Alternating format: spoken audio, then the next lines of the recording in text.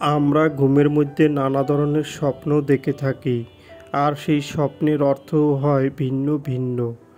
আজকে আমরা আলোচনা করব, স্বপ্নে যদি কেউ পদ্ম ফুল দেখতে পায় তাহলে সেই স্বপ্নের কী অর্থ হবে।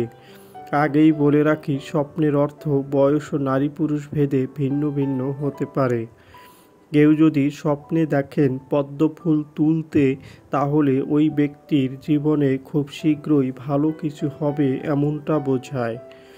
যদি কোনো ব্যক্তি স্বপ্নে দেখেন পদ্ম ফুল বিক্রি করতে, তাহলে ওই ব্যক্তির মনের ইচ্ছা পূরণ হবে এমনটা বোঝায়।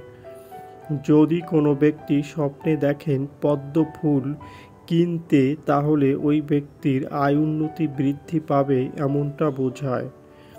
যদি কোনো ব্যক্তি স্বপ্নে দেখেন পদ্ম ফুলের বিল, তাহলে ওই ব্যক্তির সুখের সময় আসবে এমনটা বোঝায়। যদি কোনো ব্যক্তি স্বপ্নে দেখেন পদ্ম ফুলের মালা গাঁথতে, তাহলে ওই ব্যক্তি কারো প্রেমে পড়বে এমনটা বোঝায়।